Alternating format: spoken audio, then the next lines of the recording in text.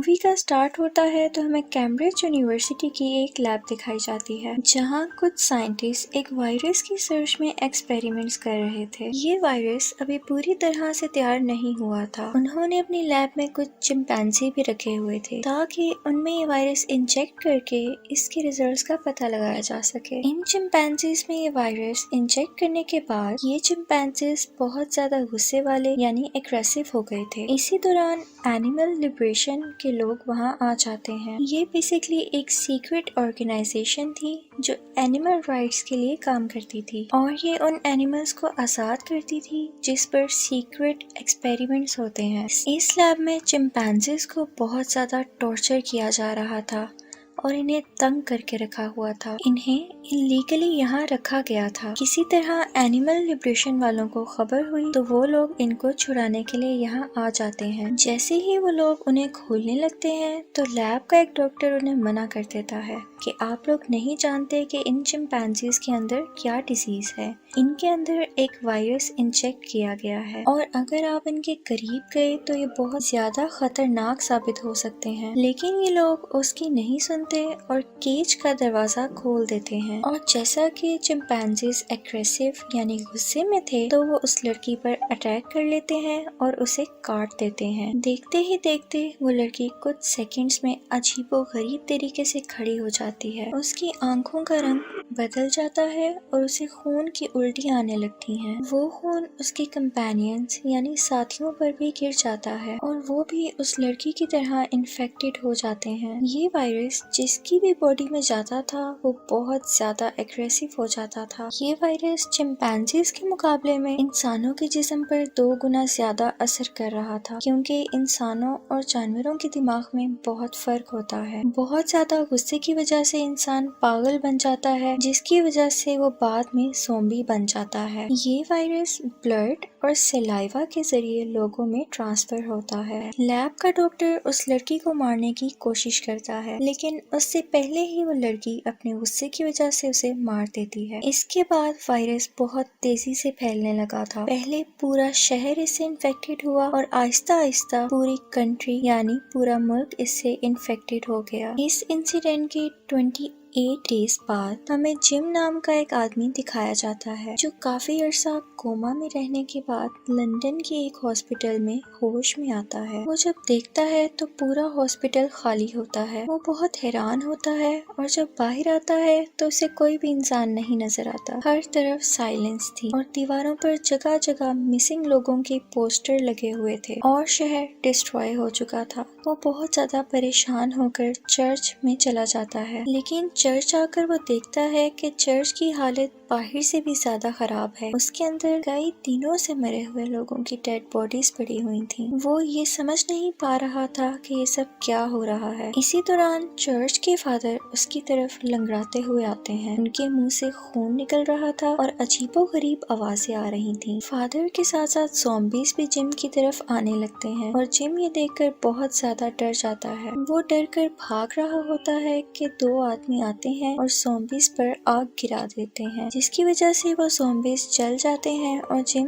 बच जाता है। वो दोनों आदमी उसे भी वहाँ ले जाते हैं जहाँ पर वो दोनों खुद छुप कर रह रहे थे। लेकिन जब वो मास्क उतारते हैं तो उनमें से एक लड़का होता है और एक लड़की। लड़के का नाम मार्क है और लड़की का नाम सेलेना। उन दोनों के पूछने पर जिम उन्हें बताता है कि वो साइकिल पर कोरियर डिलीवरी करता था। उसका एक गाड़ी से एक्सीडेंट हो गया था और उसके बाद उसे कुछ याद नहीं, लेकिन आज उसे होश आया है तो उसने ये सब कुछ देखा है और वो बताता है कि मुझे कुछ समझ नहीं आ रहा कि क्या हो रहा है। फिर वो दोनों उसे बताते हैं कि एक वायरस ने पूरे शहर को अपनी लपेट में ले लिया है और पूरा शहर डिस्ट्रॉय हो गया है। आर्मी और गवर्नमेंट भी कुछ नहीं कर सकी है। सब कुछ खत्म हो चुका है लेकिन पिछले 6 दिनों में जिम ही एक ऐसा वाहिद बंदा है जो उन्हें जिंदा मिला है। वो बताते हैं कि हमारी फैमिली में से भी कोई नहीं बचा। जिम अपनी फैमिली को ढूंढना चाहता था। वो अगले रोज उसके घर चले जाते हैं। जिम देखता है कि उसके पेरेंट्स ने सुसाइड कर लिया था और उनके हाथ में जिम की एक पिक्चर भी थी। उस पिक्चर के पीछे कुछ लिखा भी हुआ था। लिखा था कि जिम, हम तुम्हें सोता हुआ छोड़कर गए और अब हम तुम्हारे साथ सो रहे हैं, मत उठना। ये पढ़ते ही वो रोने लगता है और बहुत ज्यादा उदास हो जाता है, लेकिन उसे एक्सेप्ट करना था कि उसके पेरेंट्स अब इस दुनिया में नहीं रहे। वो तीनों जिम के घर ही स्टे कर लेते हैं, क्योंकि अगर वो वापस जाते तो बहुत अंधेरा हो जाता, क्योंकि ज़ॉम्बीज़ रात के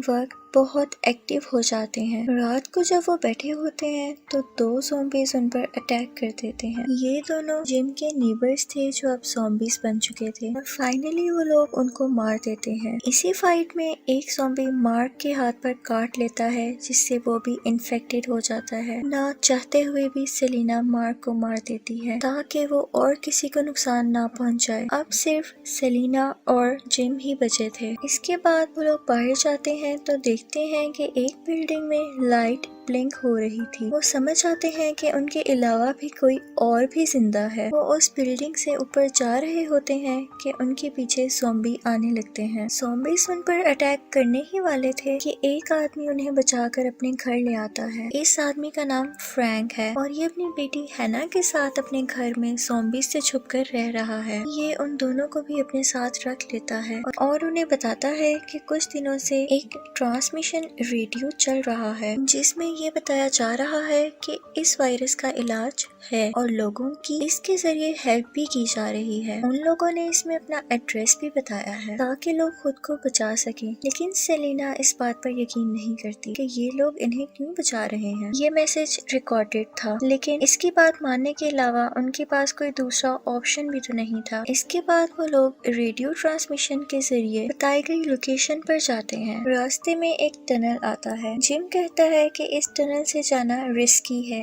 यानी खतरनाक है, लेकिन फ्रैंक कहता है कि हम इस रास्ते से जल्दी पहुंच सकते हैं। उस टनल में और भी बहुत सारी गाड़ियां थी। फ्रैंक तेजी से गाड़ी ले जा रहा होता है कि उसका फ्रंट टायर पंक्चर हो जाता है। जब वो टायर बदलने उतरते हैं तो वो देखते हैं कि बहुत सारे ज़ॉम्बीज़ उनकी तरफ बढ़ रहे थे, जिसके बाद वो जल्दी से टायर चेंज करते हैं। ज़ॉम्बीज़ के वहां पहुंचने से पहले वो वहां से गाड़ी भगाकर चले जाते हैं। 2-3 दिन बाद ये लोग उस लोकेशन पर पहुंच जाते हैं, लेकिन देखते हैं कि वहां पर कोई भी नहीं था। सेलिना जब ये देखती है तो वो कहती है कि हमें वापस जाना चाहिए। वो डिसअपॉइंट होकर वापस जाने लगते हैं। तब फ्रैंक देखता है कि एक कौवा एक डेड बॉडी को खा रहा था। ये देखते हुए उस डेड बॉडी के ब्लड का एक ड्रॉप फ्रैंक की आंख में गिर जाता है, यानी अब वो भी इन्फेक्टेड हो गया था। उसकी बेटी हैना उसके पास जाने की कोशिश करती है, लेकिन वो उसे पीछे कर देता है। जिम उसे मारने ही वाला था कि आर्मी का एक सोल्जर उसे शूट कर देता है। वो सोल्जर बाकी लोगों को अपनी वैन में बिठाकर अपने साथ ले जाता है। वहाँ उनकी मुलाकात मेजर हेनरी से होती है,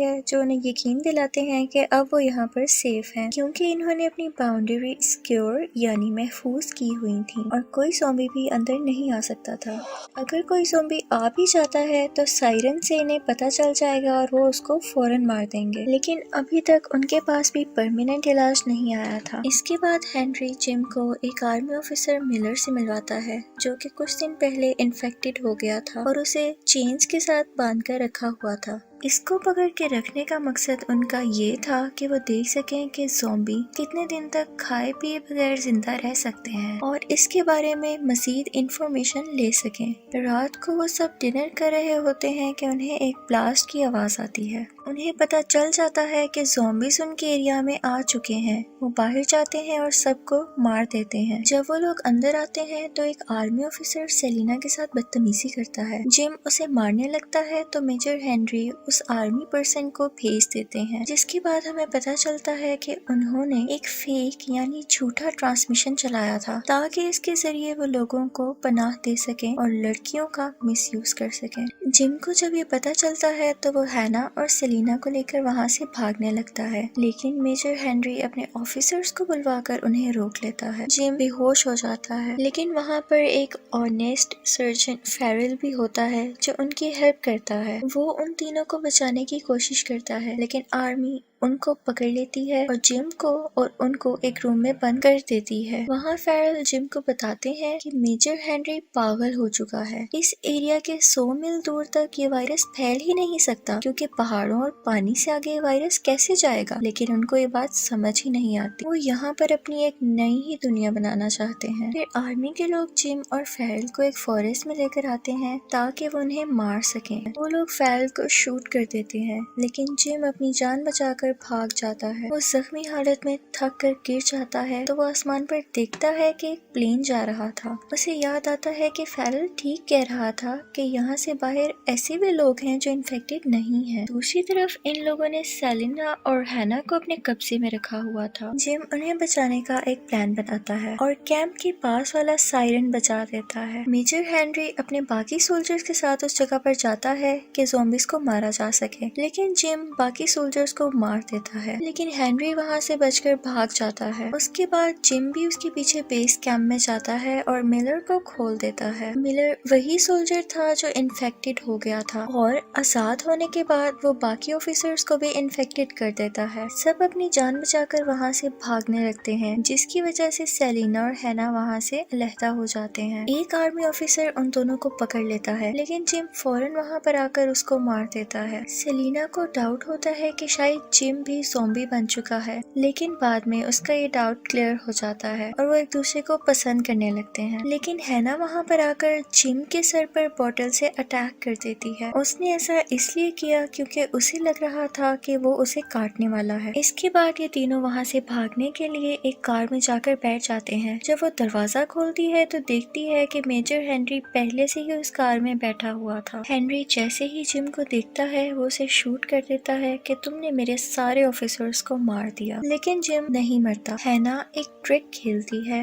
اور گاڑی کو بیکورڈ لے جاتی ہے۔ پیچھے سے وہی آرمی آفیسر ملر آ رہا تھا۔ وہ آتا ہے اور پیچھے سے گاڑی کا شیشہ توڑ کر میجر ہنری کو کھینچ کر لے جاتا ہے اور وہ ہنری کو مار دیتا ہے۔ اس کے بعد وہ تینوں وہاں سے اپنی جان بچا کر نکل جاتے ہیں۔ جم کو گولی لگ جانے کی وجہ سے سیلینا اسے ایک انجیکشن دیتی ہے اور جب اسے ہوش آتا ہے تو وہ خود کو ایک کاٹیج میں پاتا ہے۔ اس کے ساتھ سیلینا اور ہینا بھی تھیں۔ انہیں باہر سے ایک پلین کی آواز آتی ہے اور وہ خوشی سے باہر بھاگتے ہیں۔ اس کے بعد وہ ایک سفید کپڑے سے انڈیکیشن دیتے ہیں کہ ہم یہاں پر موجود ہیں اور انہیں وہاں سے بچا لیا جاتا ہے اور وہ بہت خوش ہو جاتے ہیں۔ اسی کے ساتھ مووی کا بھی یہاں پر اینڈ ہو جاتا ہے۔